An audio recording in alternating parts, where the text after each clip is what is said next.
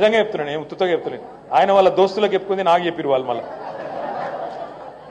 ఆయన ఏమనుకున్నంటే ఇప్పుడు కానీ నేను 2028 అయితే మెల్లగా ఇప్పుడు మాత్రం నోటికి వచ్చింది ఏది పడితే చెప్పాలనుకున్నట్టు చెప్పిండు.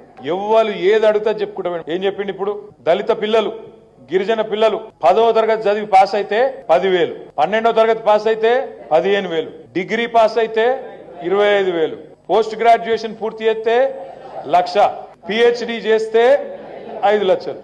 నేనేమంటున్నా, నిజంగా ఎవడన్నా ముఖ్యమంత్రి అయితే అనుకుంటాడు బరువు బాధ్యత ఉన్నోడు ఇటువంటి హామీలు చెప్పి మళ్ళీ రేపు ఏమవుతుందో అన్న ఫిగర్ ఉంటుంది, చేయకపోతే ఇబ్బంది అన్న ఫిగర్ ఉంటుంది.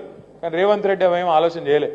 ఏ ముందు పెట్టనైతే పెట్టిరు, ఇచ్చేది ఉందా, మనం అయ్యేది ఉందా, పీకేది ఉందా అని పెట్టిరు.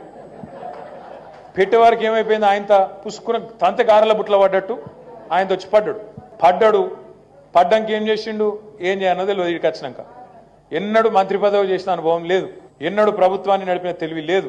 ఎప్పుడైనా అవతల కూర్చున్నాడు, ఒరుడే తప్ప ఇంకోటి తెలియదు. ఇప్పుడు కూడా ఇంకా అలవాటు పోతలేదు. మైక్ అందుకున్నాడంటే ఏంది మొదలుపెట్టుడు. ఇది వరకు ఏం చేస్తుండే, లాగుల తొండలు పంపుతా, ఏంది గుడ్లు వీకి గోటీలు ఆడతా. ఇప్పటి కూడా గవే దిక్కుమాలిన మాటలు, గవే దిక్కుమాలిన కథలు. ప్రభుత్వాన్ని నడుపుడు అంటే డైలాగులు కొట్టినంత ఈజీ కాదు, పంచ్ డైలాగులు కొట్టినంత ఈజీ కాదు. లాగుల తొండలు దొరబెడతా, గుడ్లు వీకి గోటీలు ఆడతా అని డైలాగులు కొట్టినట్టు ప్రభుత్వం కూడా మాటలతో నడిచిపోతే బాగానే ఉండు. అట్లా ఉండదు. అందుకే ఏం చేసిండు, సెక్రటేరియట్కి వచ్చి రాగానే ఆ ముఖం వేసుకొని ఎక్కిలెక్కిలు నవ్వుకుంటా ఇడ లంకె బిందెలు ఉంటాయనుకొని వచ్చినా లంకె బిందెలు లేవు. ఎవడెత్తుతాడే లంకె బిందెల కోసం? పచ్చి దొంగలు ఎత్తుకుతారు లంకె బిందెల కోసం అర్ధరాత్రి. గసంటో కూడా అయిండు మన ముఖ్యమంత్రి, మన కర్మ. ఏం చేయాలి మరి? ఇవాళ 4 ఏళ్ల పాటు ఇంకొక ఎత్తంతరం లేదు.